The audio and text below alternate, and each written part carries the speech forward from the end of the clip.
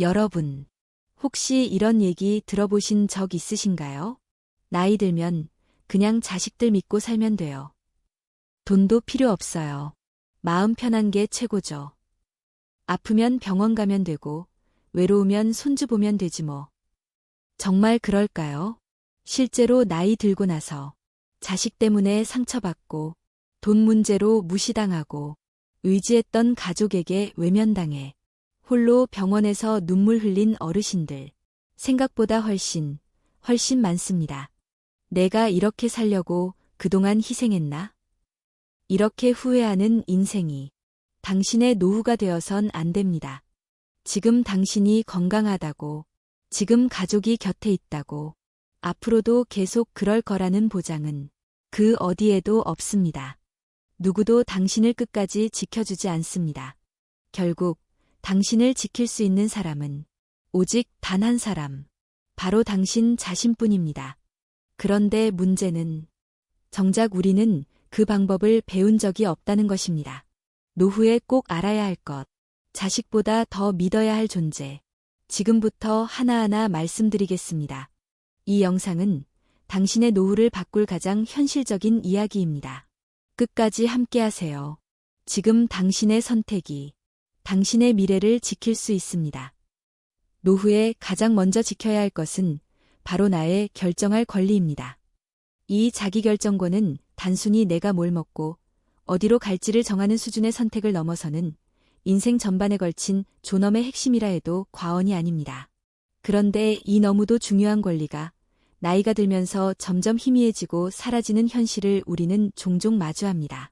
엄마, 그냥 가만히 계세요. 저희가 알아서 할게요. 아버지, 그건 너무 힘드니까 그냥 우리가 하자는 대로 하세요. 이런 말들이 가족이라는 이름으로 익숙하게 오가지만 그 말들 속엔 은근히 깔린 무의식적인 통제가 있습니다. 결정권이 사라지는 첫 단계는 바로 말을 아끼는 순간입니다. 어느 날부터인가 자신이 하고 싶은 말을 꺼내지 않습니다. 이 나이에 괜히 고집 부리면 민폐 아닐까? 애들도 바쁜데 내가 귀찮게 하는 건가? 그렇게 점점 말을 줄이고 마음속으로만 생각하는 일이 많아지죠. 하지만 그 마음을 꺼내지 않으면 아무도 모릅니다. 어떤 병원을 가고 싶은지, 어떤 식사를 선호하는지, 어떤 상황에서는 연명치료를 받지 않길 바라는지. 경기도 성남에 사는 이옥자 어르신은 78세입니다.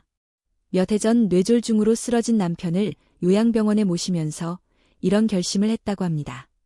나는 그렇게 살고 싶지 않다. 그녀는 조용히 노트 하나를 꺼냈고 거기에 자신의 의사를 적기 시작했습니다. 내가 쓰러졌을 때 어떤 치료를 받고 싶은지, 어느 시점에서 연명을 중단해도 좋다는 것, 가족들이 싸우지 않게 이미 나눌 재산 계획까지. 그녀는 이것을 정리해 공증을 받고 사전연명의료의 향서까지 직접 작성했습니다. 사람은 언젠가는 죽는 거잖아요. 나는 내가 원하는 방식으로 존엄하게 가고 싶어요. 그녀의 말은 무겁고도 단단했습니다. 반면 서울 강서구에 사는 김영수 어르신의 경우는 다소 안타까운 사례입니다. 가족들 간의 오해로 인해 본인의 의사와 상관없이 요양원에 입소하게 되었고 자신은 계속 집에서 요양받기를 원했지만 그 마음을 미처 전달하지 못한 채 일이 진행되었습니다. 김 어르신은 입소 이후 급격히 우울감을 느끼며 말수가 줄어들고 결국 건강마저 악화되었습니다. 나는 그냥 혼자 있고 싶었던 게 아닌데 아무도 그 말을 묻지 않았어요. 그의 말은 우리 모두에게 경종을 울립니다. 우리는 생각보다 많은 순간 내가 원하는 것을 표현하지 않고 살아갑니다.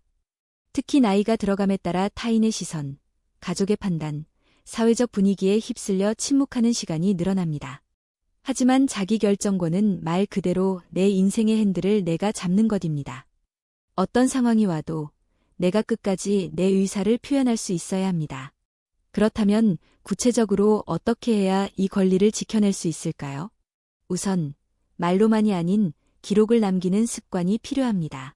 손편지든 메모든 혹은 디지털 문서든 상관없습니다. 중요한 건 내 의사를 구체적으로 명확하게 적는 일입니다. 나의 건강 상태에 따른 선택, 응급 상황 시의 의사 결정 방향, 돌봄에 대한 기대 수준, 삶의 마지막 순간을 어떻게 맞이하고 싶은지, 또한 가까운 가족이나 친구들과 사전 대화를 해보는 것이 좋습니다. 가볍게 혹시 내가 크게 아프게 되면 이런 식으로 살아가고 싶어라고 말을 꺼내보는 것만으로도 큰 의미가 있습니다. 이런 대화가 불편하게 느껴질 수도 있지만 나의 뜻을 정확히 전달하는 것이야말로 사랑하는 이들을 위한 배려이기도 합니다. 요즘은 정부에서 제공하는 사전연명의료의향서 등록 제도를 통해 공공의 틀 안에서 내 뜻을 법적으로 보장받을 수도 있습니다. 보건소나 의료기관, 사전의향서 작성지원기관을 통해 무료로 등록할 수 있으며 이 제도는 나중에 내가 의사결정을 할 수 없는 상태에 이르렀을 때 큰 힘을 발휘합니다. 이처럼 자기결정권은 단순히 어떤 선택을 하는 것이 아니라 스스로를 존중하고 책임지는 자세입니다. 그리고 이 권리는 타인에게 요구할 수도 위임할 수도 없습니다. 오직 나만이 갖고 나만이 행사할 수 있는 내 삶의 핵심입니다. 노후가 두렵게 느껴질 때, 막막함이 가슴을 짓누를 때 가장 먼저 생각해 보세요. 나는 지금 내 인생의 방향을 스스로 결정하고 있는가? 누군가의 판단에 맡기고 있지는 않은가? 이 질문을 던지는 순간부터 우리는 조금씩 달라지기 시작합니다. 자기결정권은 외로운 싸움이 아닙니다. 이건 내가 나를 보호하는 가장 따뜻한 방패이며 누군가에게 의지하지 않고 살아가는 첫 번째 용기입니다. 노후를 불안하게 만드는 가장 큰 이유 중 하나는 단연 경제적인 불확실성입니다. 어떤 이들은 돈이 없어서 불안하고 어떤 이들은 돈이 있어도 마음대로 쓸 수 없어서 불안합니다. 그만큼 노후의 경제는 단순한 자산의 많고 적음이 아니라 내가 나의 돈을 어떻게 관리하고 어떤 기준으로 쓸 수 있느냐에 달린 문제입니다. 돈은 곧 선택의 자유입니다. 식당에 들어가서 메뉴를 마음대로 고를 수 있는 자유, 필요한 물건을 살 수 있는 자유, 병원에 갔을 때 가장 좋은 치료를 받을 수 있는 자유. 그런데 노후에 이 자유를 잃게 되는 경우가 너무나 많습니다. 그것은 돈이 부족해서가 아니라 그 돈을 내가 직접 사용할 수 없기 때문입니다. 경기도 안산에 살고 있는 윤정의 어르신은 75세입니다. 자녀 셋을 모두 출가시키고 혼자 사는 그녀는 10년 전부터 연금과 소액의 임대 수입으로 생활해왔습니다. 그녀는 말합니다. 돈이 많지는 않아도 내 손에 있으니까 든든해요. 하지만 그녀의 언니는 상황이 달랐습니다. 언니는 자녀가 효녀라 믿고 모든 통장과 카드를 넘겼어요. 처음엔 정말 잘 챙겨주더니 어느 날부턴가 엄마, 요즘 돈이 모자라라며 용돈을 줄이더라고요. 그녀는 이야기를 하며 안타까워했습니다. 돈의 주인이 바뀌는 순간 노후의 권리도 함께 사라지는 걸 직접 눈으로 본 경험이었습니다. 실제로 통계를 보면 65세 이상 노인의 상당수가 자산은 보유하고 있지만 실질적인 지출 권한은 자녀에게 있는 경우가 많습니다.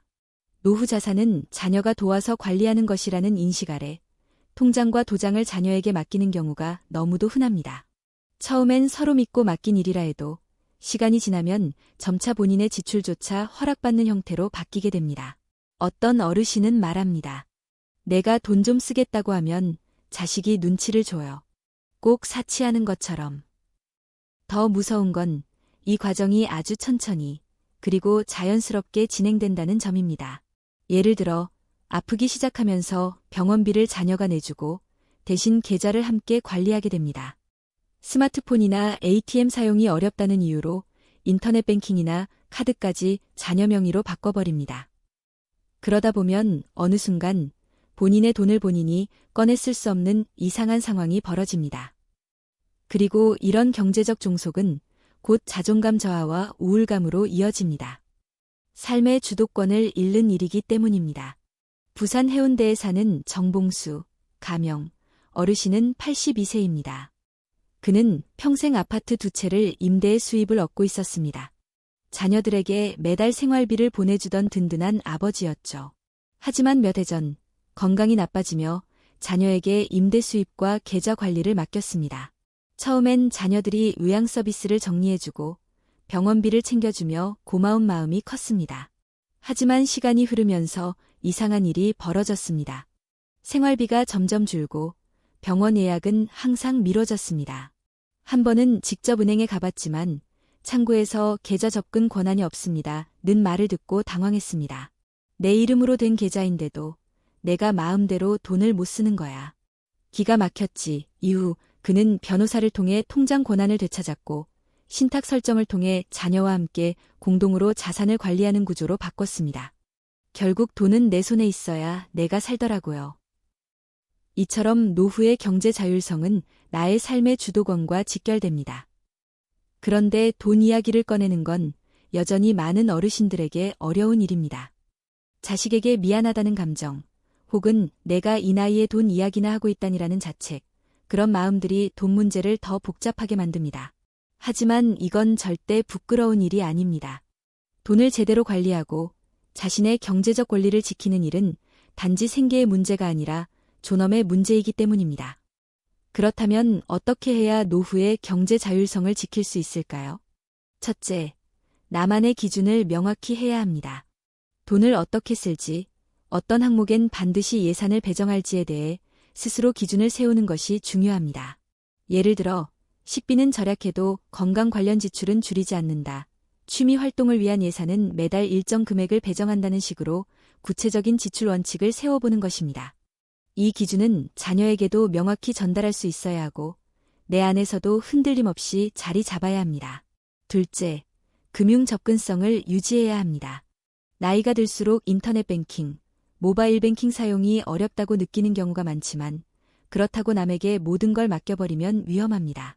현재는 금융기관에서 고령자를 위한 쉬운 앱, 음성 안내, 키오스크 도움 서비스도 많이 제공되고 있으니 주저 말고 적극적으로 배워야 합니다. 지역 복지관이나 주민센터, 은행에서도 무료로 교육 프로그램을 운영하니 스스로의 금융 능력을 놓지 마세요. 셋째, 신탁이나 공동관리 제도를 활용하는 방법도 있습니다. 자녀와의 신뢰관계를 유지하면서도 법적으로 내 자산을 지킬 수 있는 방법입니다. 금융기관에서는 치매 대비 신탁, 생활비 정기지급 신탁 등의 상품을 제공하고 있으며 이를 통해 내가 원할 때만 돈을 인출할 수 있도록 구조를 짤 수 있습니다. 이것은 내 자산을 남에게 통째로 넘기는 것이 아니라 함께 관리하되 중심은 내가 되는 시스템입니다. 넷째, 심리적 주체성을 잃지 않아야 합니다. 나는 돈을 벌 수 없으니 자식 말에 따를 수밖에 없어. 이런 마음은 스스로를 무너뜨리는 생각입니다. 돈을 버는 사람이 아니라 쓸 줄 아는 사람이 되어야 합니다. 내가 나의 삶을 설계하고 그 설계에 따라 자산을 활용하는 사람이 되는 것. 그것이 노후에 필요한 태도입니다. 마지막으로 돈을 아끼는 데만 몰두하지 말고 쓰는 법을 연습해야 합니다. 많은 어르신들이 돈을 모으는 데는 익숙하지만 정작 자신을 위해 쓰는 일에는 어색해합니다. 이거 사도 되나? 괜히 낭비하는 거 아닐까? 이런 생각에 움츠러드는 경우가 많죠. 하지만 노후는 나를 위해 써야 할 때입니다. 맛있는 식사를 할 때, 좋아하는 책을 살 때, 혼자라도 여행을 떠날 때, 내 돈을 쓰는 것이야말로 삶을 풍요롭게 만드는 순간입니다. 노후의 경제 자율성은 나의 삶의 방향을 결정짓는 중요한 축입니다. 돈을 어떻게 쓸 것인가, 누가 그 권한을 가지는가, 그리고 그 모든 과정을 누가 주도하는가.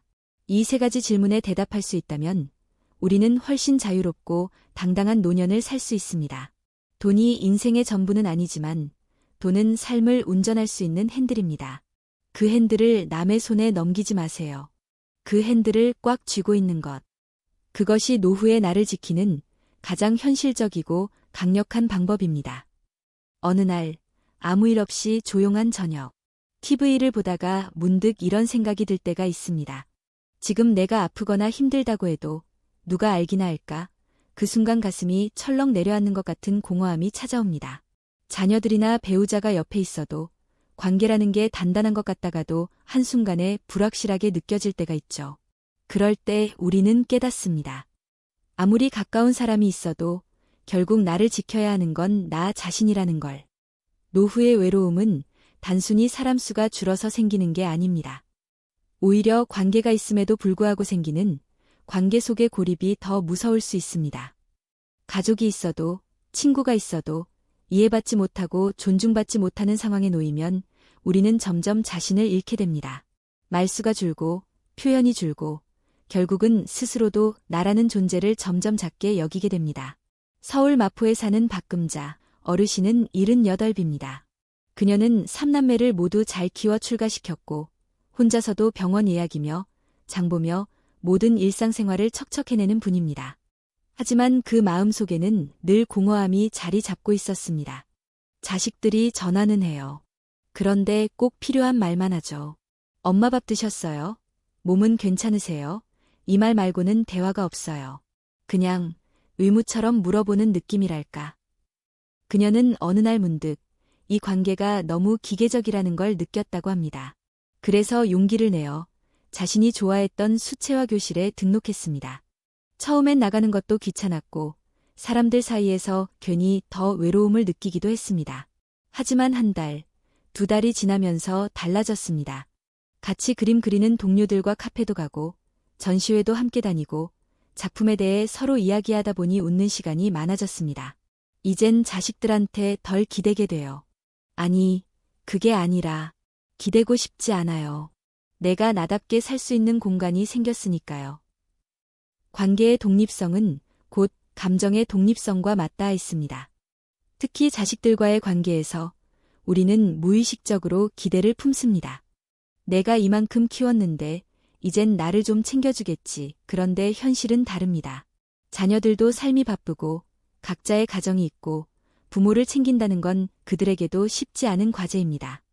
그 차이에서 오는 실망은 부모를 더욱 깊은 상처로 밀어넣습니다. 인천 연수구의 조순자, 가명, 어르신은 이 실망을 아주 고통스럽게 겪은 분입니다. 막내딸이 이혼 후 아이를 데리고 들어왔고 그녀는 자신이 다시 엄마 역할을 하게 됐다고 말합니다. 하루 세끼를 해주고 손주 등교도 도와주고 온 집안일을 다 맡았어요. 그런데 어느 날 딸이 엄마, 제발 좀 조용히 계세요라고 하더라고요. 그 말에 숨이 턱 막히는 것 같았어요. 그날 이후 그녀는 생각했다고 합니다. 나는 또다시 누군가의 인생을 살고 있었구나. 이처럼 관계의 독립성을 지킨다는 건 단순히 혼자 사는 삶을 말하는 게 아닙니다. 내 감정, 내 시간, 내 일상에 내가 주인이 되는 것, 바로 그것이 핵심입니다. 자식이 옆에 있어도, 배우자가 함께 있어도 나는 나만의 일상을 살 수 있어야 합니다. 누군가에게 휘둘리지 않고 누군가가 없다고 무너지지도 않는 나, 그런 사람이 되는 것, 그것이 진짜 독립입니다. 그렇다면 관계의 독립성을 지키기 위해 우리는 무엇을 해야 할까요? 첫째는 별표 관계의 기대치를 낮추는 용기 별표입니다. 자식이 부모를 전부 책임져 줄 거라는 기대, 배우자가 항상 내 감정을 이해해 줄 거라는 믿음은 너무나 인간적이지만 동시에 위험합니다. 기대가 클수록 실망도 크고 그 실망은 곧 관계를 병들게 만듭니다. 기대를 낮추면 오히려 작은 관심도 감사하게 느껴지고 마음은 훨씬 가벼워집니다. 관계를 편안하게 만드는 첫걸음은 내가 너에게 기대지 않아도 괜찮아라고 말할 수 있는 자신감입니다. 둘째는 나만의 공간과 시간을 만드는 것, 하루 중 단 30분이라도 누구를 위해서가 아닌 나를 위한 시간을 확보하세요. 이 시간에는 산책을 하든, 글을 쓰든, 노래를 듣든, 좋아하는 드라마를 보든 어떤 것도 상관없습니다. 중요한 건 이 시간만큼은 나만의 세계라는 겁니다. 그 시간이 하루하루 쌓이면 내 안의 중심이 다시 자라납니다. 셋째는 혼자서 좋아하던 무언가를 함께 나눌 수 있는 사람을 찾아보세요. 동호회, 복지관 프로그램, 온라인 커뮤니티, 종교 모임 등 다양한 연결 지점이 있습니다. 취미는 단순한 여가 활동이 아닙니다. 나를 소개할 수 있는 새로운 언어입니다. 나는 이런 걸 좋아하는 사람이에요. 라고 말할 수 있는 순간 관계는 수직적이지 않고 수평적인 교류로 바뀝니다. 넷째는 의존하지 않되 단절하지 않는 태도입니다. 관계를 독립적으로 유지한다는 것이 사람들과 거리를 두거나 단절하자는 뜻은 아닙니다. 오히려 더 건강한 방식으로 관계를 유지하기 위한 전략입니다. 필요한 만큼 도움을 요청하고 도움을 받을 줄 아는 것도 독립의 일부입니다. 다만 그 도움의 기준을 내가 설정할 수 있어야 한다는 것입니다. 다섯째는 혼자라는 것에 익숙해지는 훈련입니다. 혼자 식사하기, 혼자 영화 보기, 혼자 여행 가기. 이런 것들이 익숙해질수록 우리는 세상에 대한 두려움보다 나와 함께 있는 시간에 대한 믿음을 더 키워갑니다. 혼자는 외로운 것이 아니라 자유로운 것입니다. 그것이 익숙해질 때 우리는 어떤 관계 앞에서도 흔들리지 않는 자신이 됩니다. 실제로 이런 훈련을 꾸준히 실천한 분도 있습니다. 대전 유성에 사는 정소희, 가명, 어르신은 70대 중반입니다. 남편과 사별한 뒤 우울감에 시달리던 그녀는 지역 복지관에서 시작한 혼밥 연습 프로젝트에 참여하게 됩니다. 처음엔 혼자 밥 먹는 것 자체가 눈물나게 힘들었다고 합니다. 하지만 프로젝트가 끝날 무렵 그녀는 카페에서 혼자 책 읽는 것을 가장 좋아하게 되었고 매주 혼자 대전 근교 산책길을 찾는 사람이 되었습니다. 이젠 누가 없어도 괜찮아요. 내가 나랑 잘 지내니까. 관계의 독립성은 사실 노년기뿐만 아니라 인생 전체를 통틀어 꼭 필요한 자산입니다. 인간은 사회적 동물이지만 모든 감정의 해답을 타인에게서 찾으려 하면 필연적으로 상처를 받게 되어 있습니다. 그러니 이제는 연습해야 합니다. 누가 내 옆에 있든 없든 나는 나로서 살아갈 수 있는 내공을. 사람은 결국 자신과의 관계로부터 모든 외부 관계를 다시 정립해갑니다. 내가 나를 사랑하고 존중하고 지지할 수 있을 때야말로 비로소 누구와 함께 있어도 상처받지 않고 누구와 떨어져 있어도 외롭지 않을 수 있습니다. 누군가를 전적으로 기대지 않아도 괜찮은 사람. 혼자서도 아름답게 피어나는 사람. 그 사람이 바로 노후를 단단하게 살아가는 사람입니다. 노후를 살아가는 데 있어 건강은 단순한 신체적 상태를 넘어 삶의 자율성과 품위를 지키는 기본 토대입니다. 돈이 있고 가족이 있고 시간의 여유가 있어도 건강이 무너지면 모든 것이 무의미해질 수 있습니다. 그러나 우리가 말하는 건강은 단순히 병원에 자주 가지 않는 것이 아닙니다. 더 중요한 것은 내 몸의 상태를 스스로 이해하고 내가 주체가 되어 건강을 관리하는 것입니다. 즉, 건강의 주도권을 내가 쥐고 있는가, 아닌가가 핵심입니다. 많은 노년층은 건강관리를 의료기관이나 자녀에게 의존합니다. 정기검진을 받고 의사의 말을 따르고 약을 시간 맞춰 복용하는 일은 기본처럼 여겨집니다. 물론 전문적인 도움은 필요합니다. 그러나 문제는 모든 판단을 외부에 맡겨버릴 때 발생합니다. 내 몸에서 보내는 신호를 무시하고 병의 진행이나 약의 부작용에 대해 아무런 주체성 없이 수동적으로 반응하게 되면 결국 스스로를 잃게 됩니다. 서울 강서구에 사는 이화자, 가명, 어르신은 올해 80입니다. 그녀는 수십 년간 고혈압 약을 복용해왔고 매년 건강검진도 빼놓지 않고 받았습니다. 하지만 몇 년 전부터 이유 없는 어지럼증과 피로감이 심해졌고 병원에서는 나이 들어서 그럴 수 있다는 말만 되풀이했습니다. 그 말에 의지해 무조건 참던 그녀는 결국 거동이 불편해졌고 요양병원에 입원해야 하는 상황에 이르렀습니다. 나중에야 다른 전문의를 통해 약 복용 시간이 문제였고 이중 약물 복용이 부작용을 유발한 것을 알게 되었습니다. 그땐 몰랐어요. 내가 나한테 질문해야 했다는 거요. 그냥 주는 대로 하라는 대로 했으니까. 그녀의 이야기는 많은 사람들에게 경고가 됩니다. 건강의 주도권을 외부에 넘기는 순간 우리는 내 몸을 이해할 수 있는 기회를 잃게 됩니다. 진짜 건강한 노후는 병원을 자주 가지 않는 것이 아니라 병원을 어떻게 활용하느냐에 달려 있습니다. 나의 상태를 가장 잘 아는 사람은 의사도 자녀도 아닌 바로 나라는 사실을 잊어서는 안 됩니다. 부산 해운대구에 사는 김남수 어르신은 74세입니다. 그는 매일 새벽 6시에 일어나 20분간 명상을 하고 아침 식사 전에 10분간 스트레칭을 하며 하루를 시작합니다. 그는 말합니다. 병원 갈 일이 줄었어요. 몸이 알아요. 뻐근한 날은 뭔가 잘못된 거니까 조심하게 되고 가벼운 날은 자신감이 생기고 그는 주기적으로 건강일지를 씁니다. 식사량, 수면 시간, 기분, 배변 상태 등 간단한 메모지만도 건강 상태를 가늠하는 데 큰 도움이 된다고 말합니다. 의사 선생님한테도 이 일지 보여주면 정말 좋아하세요. 증상 설명이 쉬우니까. 그렇다면 노후의 건강의 주도권을 지키기 위해서는 어떻게 해야 할까요? 첫 번째는 내 몸의 기본 상태를 알고 기억하는 것입니다. 혈압, 혈당, 콜레스테롤 수치뿐 아니라 평소 식사량, 소화 상태, 수면 패턴 등을 기록하고 인지해야 합니다. 예를 들어 나는 평소 혈압이 130/80이다라는 기준을 알면 어느 날 145/90이 나왔을 때 이게 단순한 오차인지 몸의 이상 신호인지 빠르게 감지할 수 있습니다. 스스로 자신의 기준을 설정해야 어떤 변화가 이상인지 감지할 수 있습니다. 두 번째는 내 몸이 보내는 작은 신호를 민감하게 받아들이는 연습입니다. 흔한 증상 하나하나가 무시되어선 안 됩니다. 배가 더부룩하거나 평소보다 쉽게 숨이 차거나 잠이 안 오는 날이 계속되거나 이건 단순한 노화가 아니라 변화의 시작일 수 있습니다. 그러나 많은 분들이 나이 드니 당연하지라고 말하며 넘깁니다. 그렇지 않습니다. 그 작은 신호들이 몸의 목소리입니다. 세 번째는 병원에 갈 때도 질문을 준비하는 습관입니다. 의사의 설명을 막연히 듣기보다는 내가 알고 싶은 것을 구체적으로 준비해서 가는 게 중요합니다. 약을 복용하면 어떤 부작용이 생길 수 있나요? 식후에 먹는 게 왜 중요한가요? 운동은 어느 강도로 해야 하나요? 같은 질문은 단순한 정보가 아니라 내가 내 건강을 주체적으로 관리하겠다는 태도의 표현입니다. 네 번째는 생활 루틴을 나 중심으로 재설계하는 것입니다. 누군가의 스케줄에 맞추는 것이 아니라 내 몸의 리듬에 맞춰 하루를 계획해야 합니다. 아침형 체질인지 저녁형인지 파악하고 식사 시간, 운동 시간, 수면 시간을 스스로 정해야 합니다. 특히 식사. 노년기엔 아침 한 끼를 어떻게 시작하느냐가 그날 하루의 컨디션을 좌우합니다.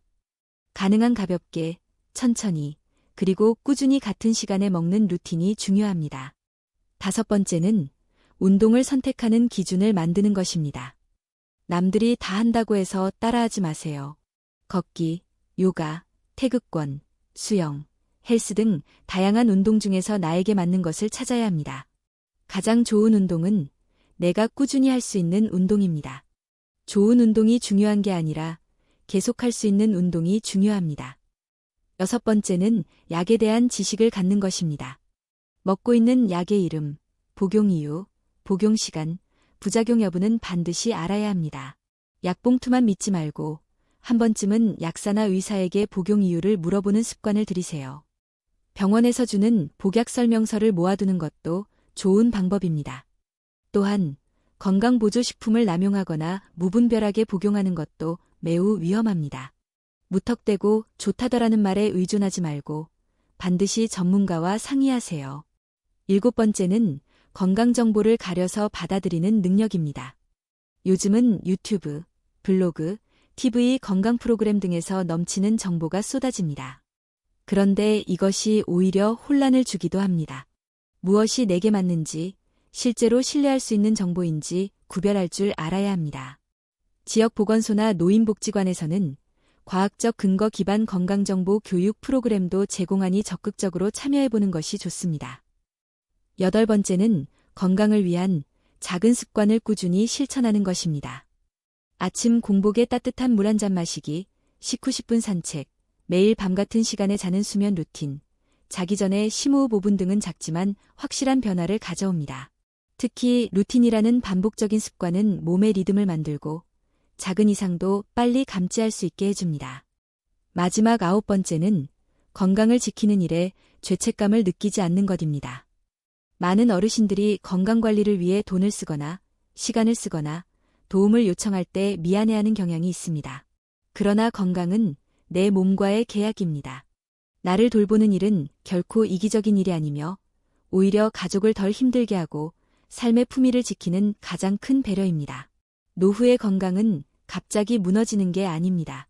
무너지는 신호를 계속해서 외면할 때 찾아옵니다. 반대로 말하면 그 작은 신호들을 하나씩 인지하고 내가 나를 돌보기 시작할 때 건강은 되살아납니다. 병원보다 먼저 나를 이해하는 사람, 약보다 먼저 내 몸을 살피는 사람, 그 사람이 바로 건강의 주도권을 가진 사람입니다. 건강은 운이 아닙니다. 건강은 태도입니다. 그리고 그 태도는 누구나 언제든지 선택할 수 있는 일입니다. 한 어르신이 있었습니다. 40년 넘게 아내와 함께 슈퍼를 운영하며 성실하게 살아온 분이었죠. 퇴직 후엔 조용히 시골에 내려가 작은 텃밭을 가꾸며 노년을 보내기로 했고 자식들과도 큰 갈등 없이 살고 있었습니다. 그런데 어느 날 큰딸이 갑작스럽게 찾아와 말합니다. 아빠, 엄마 명의의 집은 제 이름으로 바꿔놓는 게 어때요? 어차피 저희가 다 관리하게 될 테니까요. 처음엔 당황스러웠지만 딸의 말을 믿고 그렇게 했다고 합니다. 그 결과는 어땠을까요? 2년 뒤 딸의 남편이 집을 담보로 대출을 받았고 상황이 어려워지자 결국 지분 경매에 넘어가 버렸습니다. 아내는 충격으로 병을 얻었고 자신은 말 그대로 거리로 나앉을 뻔했습니다. 이런 이야기가 믿기지 않으신가요? 그런데 이 사례, 실제 상담기관에서 매년 수십 건씩 접수되는 내용입니다. 그리고 이 사연의 공통점은 단 하나, 준비하지 않았다는 것입니다. 우리는 종종 생각합니다. 나는 재산이 많지 않으니 걱정 없어. 우리 자식들은 그런 애들이 아니야. 하지만 문제가 생기는 순간 돈이 많고 적음은 전혀 중요하지 않다는 걸 깨닫게 됩니다. 오히려 재산이 크지 않을수록 더 분쟁이 쉽게 생기고 더 큰 상처로 남게 됩니다. 노후를 지키는 데 있어 법은 냉정하면서도 가장 강력한 방패입니다. 나를 대신해 목소리를 내줄 수 있는 유일한 수단이기도 하죠. 건강이 나빠져 내 의사를 말할 수 없을 때, 믿었던 가족이 내 뜻과 다른 행동을 할 때, 또는 내 재산을 누군가가 몰래 건드릴 때, 그때 법은 내 편이 되어줍니다. 단, 내가 그 법의 보호를 받기 위한 준비를 해두었을 때만 말이죠. 그렇다면 노년기에 반드시 준비해야 할 법적 장치는 무엇일까요? 첫 번째는 유언장입니다. 유언장이란 단순히 누구에게 무엇을 남긴다는 문서가 아닙니다. 그것은 내 삶의 의지를 가장 명확하게 남기는 방법입니다. 많은 분들이 유언장을 돈이 많은 사람이나 쓰는 것이라 오해합니다. 하지만 유산이 1억이든 1천만 원이든 가족 간의 갈등은 크고 작은 금액과 무관하게 발생합니다.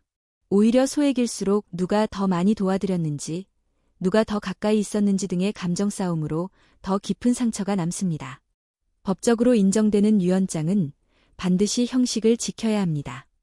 공증을 받는 방법도 있고 자필로 작성하되 연월일과 서명, 지장을 찍는 절차를 밟아야 효력이 있습니다.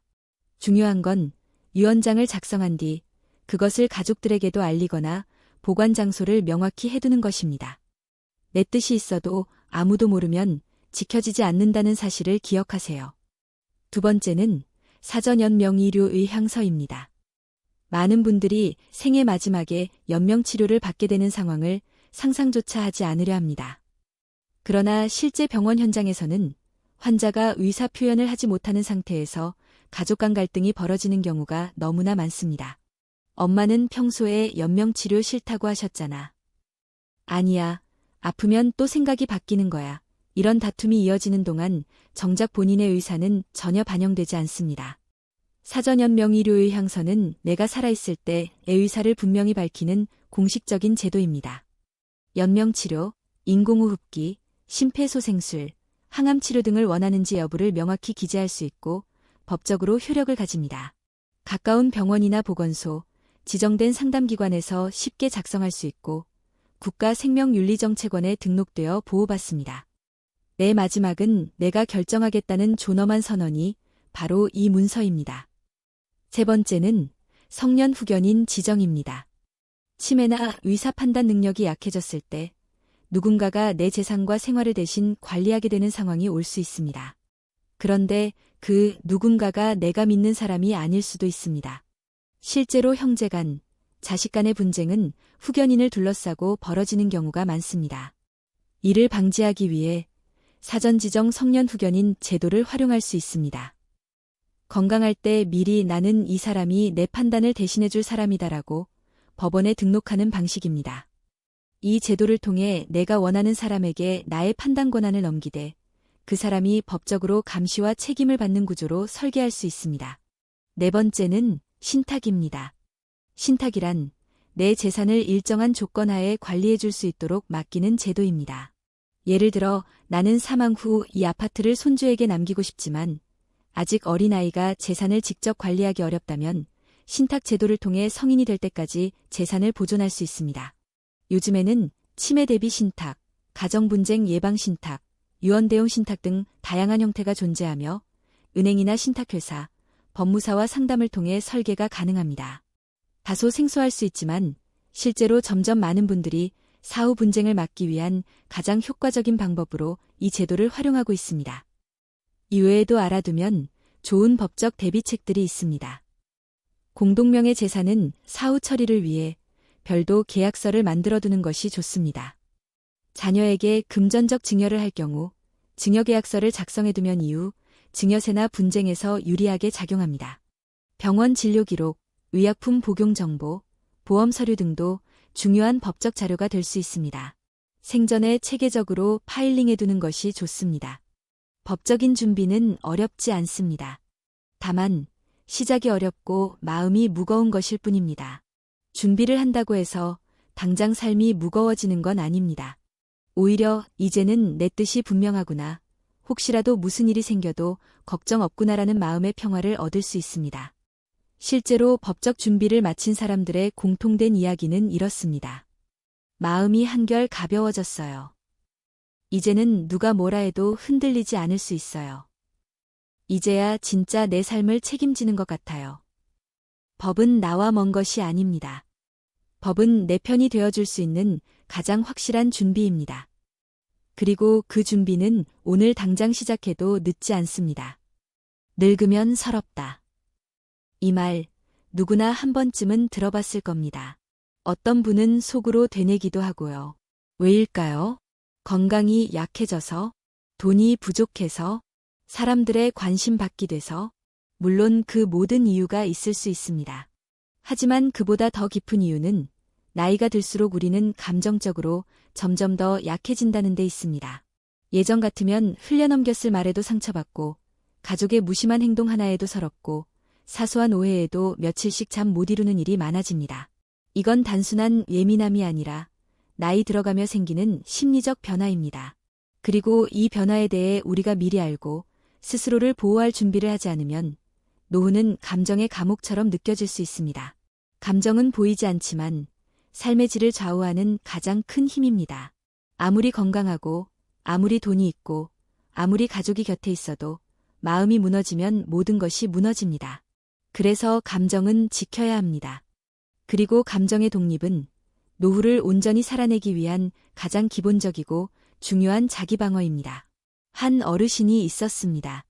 72세, 세 자녀를 모두 출가시켰고 남편과 단둘이 살고 있었죠.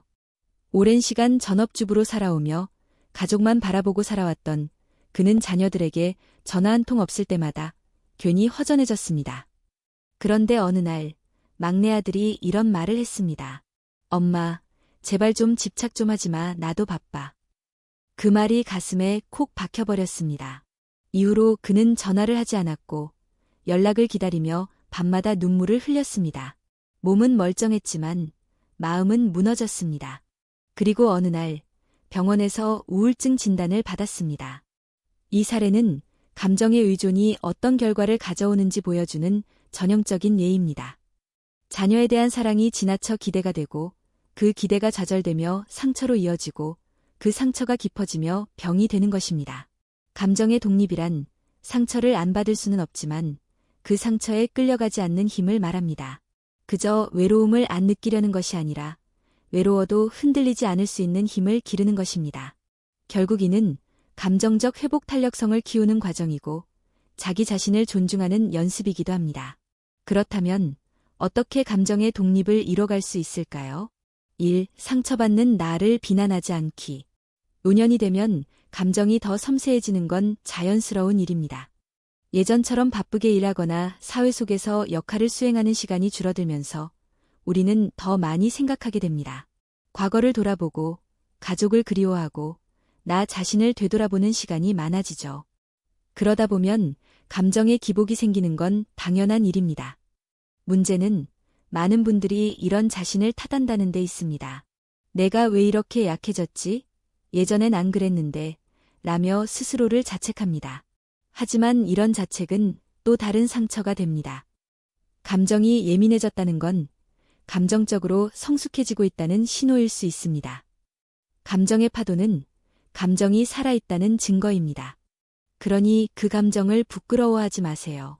2. 나만의 위로 습관을 만들기. 서울의 정혜자 어르신은 매일 밤 자기 전에 작은 일기를 씁니다. 하루 동안 느낀 감정을 담담히 적어내려가는 것이죠. 때론 자식에게 서운했던 일, 동네 친구와 나눈 따뜻한 인사, 시장에서 본 꽃값이 너무 비싸 황당했던 일까지 뭐든 써내려갑니다. 그녀는 말합니다. 글로 감정을 꺼내놓으면 마음이 좀 가벼워져요. 그 순간 내가 나를 다독이는 것 같아요. 누구나 할 수 있는 일입니다. 위로 노트를 써보세요. 매일 나에게 한마디 따뜻한 말을 해보세요. 수고했어. 오늘도 잘 견뎌냈어. 괜찮아. 이 또한 지나가. 이 짧은 문장 하나가 여러분의 마음을 보호해주는 방패가 됩니다. 자식과의 감정거리를 건강하게 조절하기. 부모라면 자식을 사랑하는 게 당연합니다. 그러나 사랑은 거리도 함께 있어야 건강합니다. 너무 가까우면 숨이 막히고 너무 멀면 외로워지죠. 자식이 연락이 뜸하다고 너무 상처받지 마세요. 자식의 삶도 치열합니다. 중요한 건 내 인생도 소중하다는 생각을 잃지 않는 것입니다. 자식에게 사랑받는 부모가 되는 것보다 더 중요한 건 자기 자신을 사랑하는 부모가 되는 것입니다. 부모가 자기 삶을 즐겁게 살고 있으면 자식도 마음이 편해지고 오히려 더 자주 연락하게 됩니다. 내가 자식을 중심에 놓는 삶이 아니라 내가 나를 중심에 두는 삶을 살아보세요. 감정이 흔들릴 때 몸을 움직이기.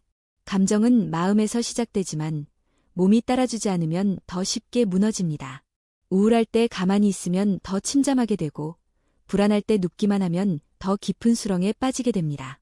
반대로 기분이 좋지 않을 때 산책을 하거나 좋아하는 음악을 듣고 리듬에 맞춰 몸을 흔들어 보면 그 감정이 조금은 정돈되기 시작합니다. 여러 연구에서도 밝혀졌습니다. 가벼운 운동, 일상적인 활동만으로도 세로토닌이라는 기분 안정 호르몬이 분비돼 마음이 가벼워집니다. 감정이 흔들릴 때 몸부터 움직이세요. 그건 감정을 외면하는 게 아니라 감정을 돌보는 방식입니다. 나는 나로서 충분하다는 믿음을 키우기. 이 말 한번 조용히 따라해보세요. 나는 나로서 충분하다. 누구의 아내로, 남편으로, 엄마로, 아빠로 살아온 시간이 길었다면 이 말을 스스로에게 건네는 것이 처음엔 어색할 수도 있습니다.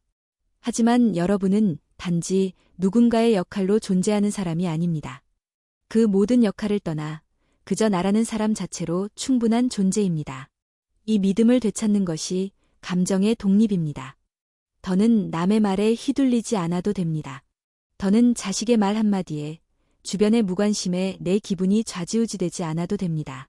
왜냐하면 나는 이제 내 감정의 주인이니까요. 감정은 흘러갑니다. 때로는 거칠게, 때로는 조용히. 하지만 그것을 흘러보낼 수 있을 만큼 단단한 그릇을 내 안에 만드는 것, 그것이 감정의 독립입니다. 여러분, 우리는 상처받지 않을 권리가 있습니다. 그리고 그 권리는 나이와 상관없이 누구나 누릴 수 있는 것입니다. 지금 이 순간에도 누군가는 외로움 속에서 사소한 말 한마디에 무너지고 있을지도 모릅니다. 이 영상이 그분들에게 작은 등불이 되기를 바랍니다. 그리고 꼭 기억하세요. 감정을 지키는 것도 내 삶을 지키는 방법 중 하나입니다. 나는 소중하고 충분히 지켜야 할 사람입니다. 지금도 누군가는 전화를 받고 있습니다. 어르신, 국민건강보험에서 나왔습니다. 병원비 환급 받으셔야죠. 자녀분 사고로 급히 입금이 필요합니다. 그리고 어르신은 말합니다. 아니, 정말 공무원 말투였어. 진짜 같았어요. 나 같은 사람 속는 게 이상한 거 아니에요. 그 말이 틀린 게 아닙니다. 이제 세상은 진짜 같은 가짜가 너무 많아졌고, 속는 사람은 멍청한 사람이 아니라 준비하지 않은 사람입니다. 정보의 자기갱신은 더 이상 선택이 아닙니다. 노후를 지키기 위한 생존 전략입니다. 나는 늙어서 스마트폰도 못 써. 이제 와서 뭘 배우겠어. 이런 말을 하는 순간 그 사람은 세상과 연결된 끈을 스스로 끊는 것입니다. 정보는 삶을 지키는 무기입니다. 특히 노년에는 정보의 부족이 곧 피해로 이어지고 피해는 단순한 금전 손해가 아니라 자존감의 상실로 연결됩니다. 정보를 갱신하지 않으면 어느 날 갑자기 나도 모르게 사회적 약자가 됩니다. 하지만 반대로 계속 배우고 익히는 사람은 나이와 상관없이 주체적 삶을 이어갑니다. 이제 우리는 말해야 합니다. 나는 더 배우고 싶다. 나는 시대에 뒤처지고 싶지 않다. 나는 내 삶을 내가 지킬 수 있는 사람이고 싶다. 그렇다면 어떤 정보들을 꼭 알아야 할까요? 1. 보이스피싱, 금융사기 대처법은 기본 상식입니다. 가장 많은 피해가 일어나는 분야가 바로 이 부분입니다. 이제 보이스피싱은 단순히 전화 사기 수준을 넘었습니다. AI로 자식의 목소리를 흉내내고 국세청, 건강보험공단, 경찰처럼 완벽한 목소리로 속여옵니다. 더 무서운 건 어르신들이 자신도 모르게 정보를 넘겨준다는 겁니다. 한 어르신은 말했습니다. TV에 나오는 건 알았지만 막상 내 전화로 올 줄은 몰랐어요. 아들이 사고 났다고 하니까 아무 생각도 안 나더라고요. 이제는 대응 요령을 알아야 합니다. 모르는 번호로 온 전화는 받지 않기. 공공기관이나 은행은 절대 돈을 요구하거나 계좌 정보를 묻지 않는다는 것. 수상한 전화가 오면 반드시 가족이나 금융감독원에 먼저 확인하기. 이런 정보는 지자체 복지관, 주민센터, 은행에서 무료 교육으로 진행합니다. 그런 곳에 한 번이라도 가보는 어르신과 안 가본 어르신의 차이는 진짜 큽니다. 이 디지털 기기, 특히 스마트폰은 기술이 아니라 생활 도구입니다. 한 75세 할머니는 처음엔 스마트폰이 두려웠습니다. 그건 젊은 사람들이나 쓰는 거지. 나는 버튼 있는 폴더폰이 편해. 하지만 손녀가 간곡히 부탁했습니다. 할머니, 이거로 영상통화하면 내가 자주 얼굴 보여줄 수 있어요.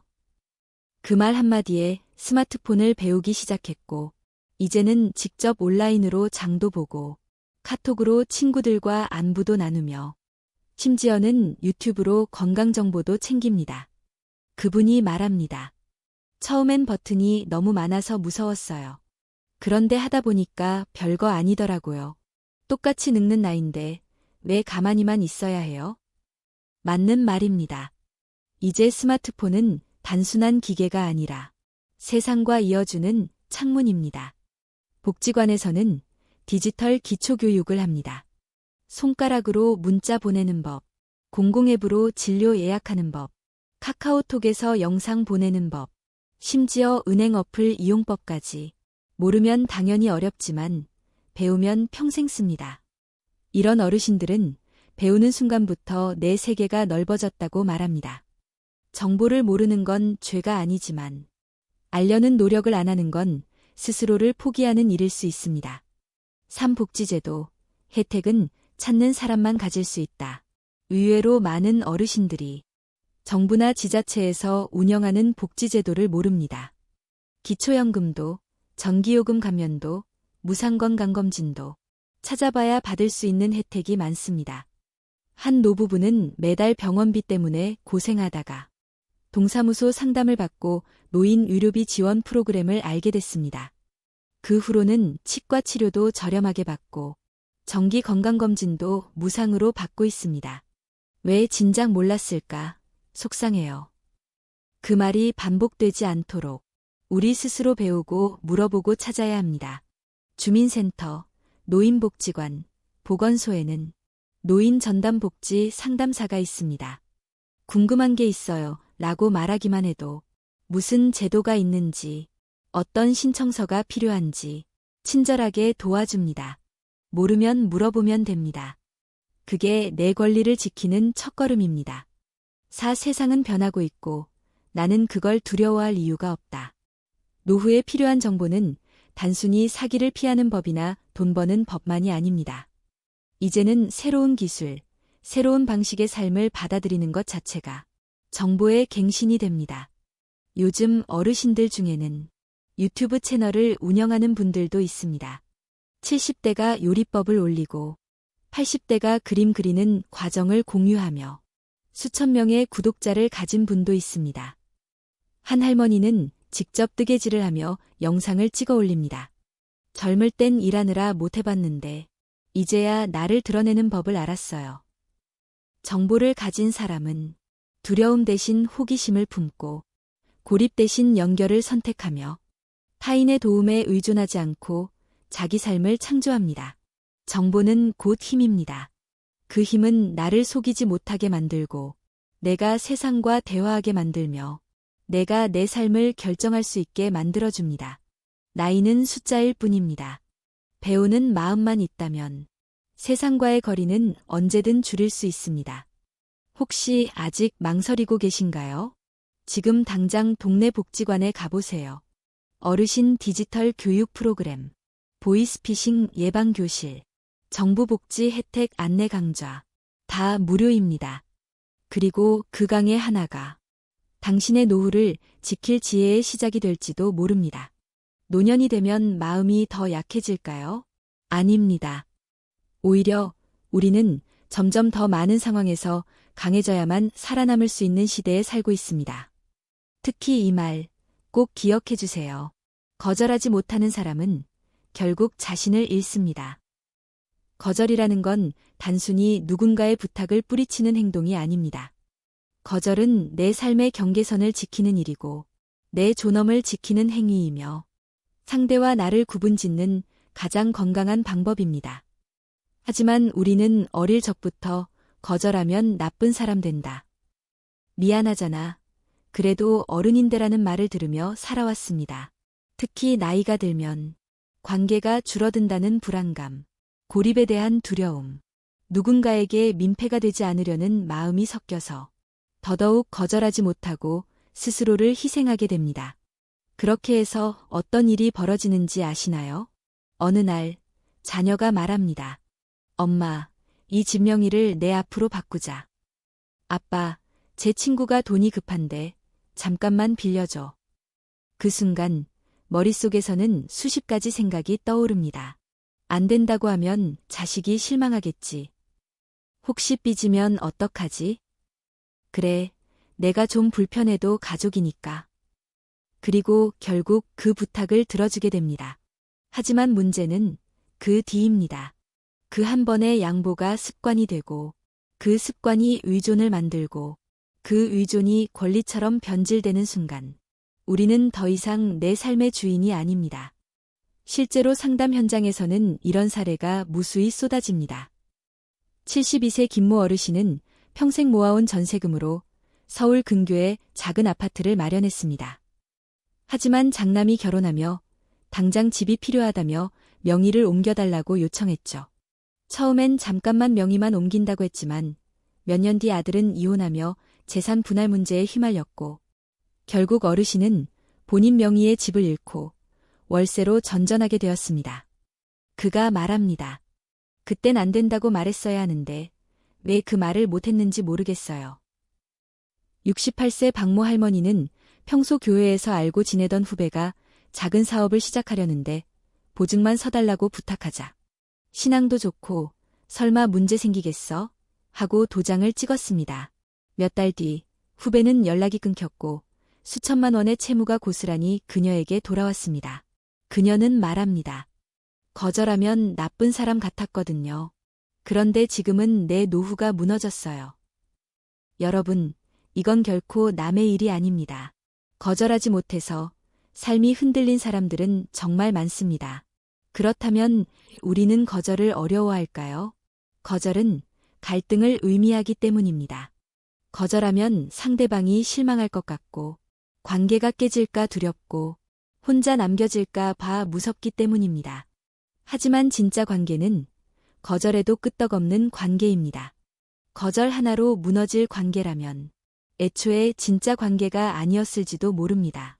이제는 거절할 수 있어야 합니다.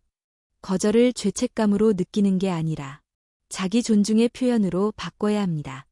다음은 실질적으로 노년에 도움이 되는 부드럽고 단호하게 거절하는 기술을 소개해드립니다. 이유를 설명하지 말고 입장만 전달하기. 거절할 때 많은 분들이 변명을 합니다. 지금은 사정이 있어서. 내가 아픈데. 그런데 변명은 공격의 여지를 줍니다. 그럼 언제 괜찮아요? 아프다는 건 핑계죠. 거절은 변명이 아니라 입장 표명이어야 합니다. 죄송하지만 도와드릴 수 없습니다. 그건 제 기준에 맞지 않아서 어려울 것 같습니다. 이 한마디면 충분합니다. 이 대신이라는 함정에 빠지지 않기. 거절하고 나서 죄책감에 이렇게 말하곤 합니다. 이번엔 안 되지만 다음에 도와드릴게요. 지금은 안 되는데 누구한테 부탁해보세요. 이건 결국 다시 내게 부담을 남깁니다. 거절은 완결된 문장이어야 합니다. 미래의 약속이나 대안을 제시하지 않아도 됩니다. 3. 감정적으로 휘둘리지 않기. 가장 흔한 공격 중 하나가 감정 자극입니다. 정말 섭섭하네요. 이럴 줄 몰랐어요. 가족이 이럴 수 있어요?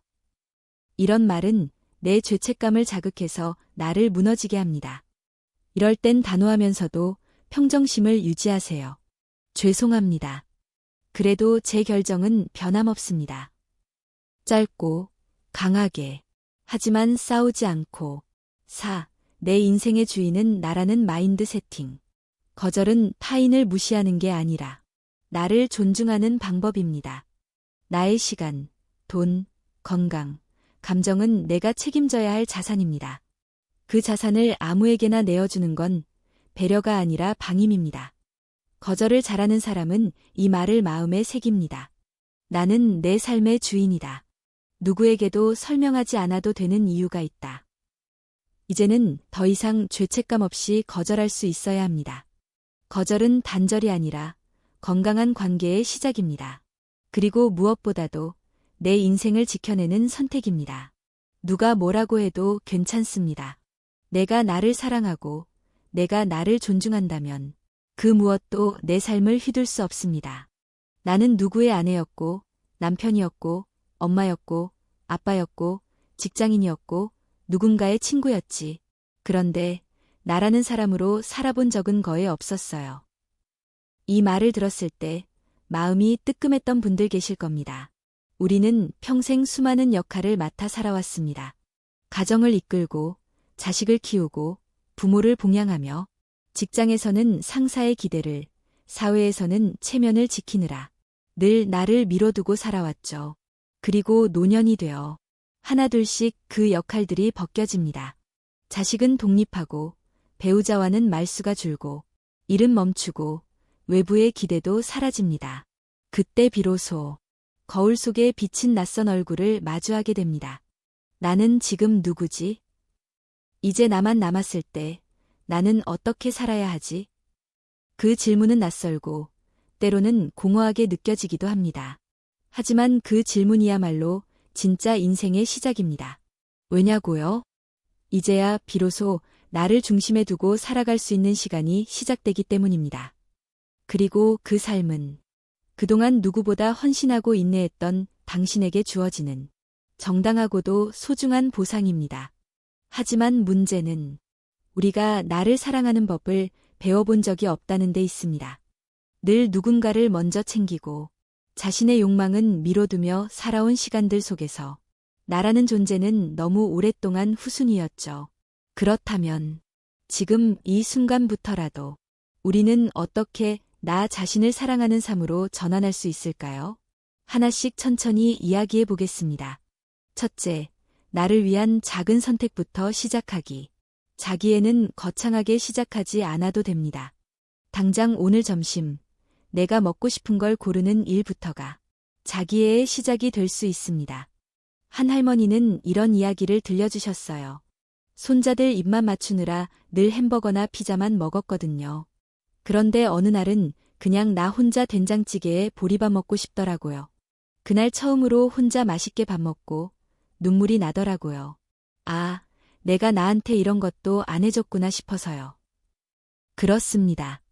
나를 위한 선택, 나를 위한 결정, 그 사소한 것들이 쌓이면 결국 그게 나를 중심에 두는 삶이 됩니다. 둘째, 이기적인 것과 나를 지키는 것을 구분하기. 우리는 자기를 위해 뭔가를 하려 하면 늘 이런 말을 듣고 자랐습니다.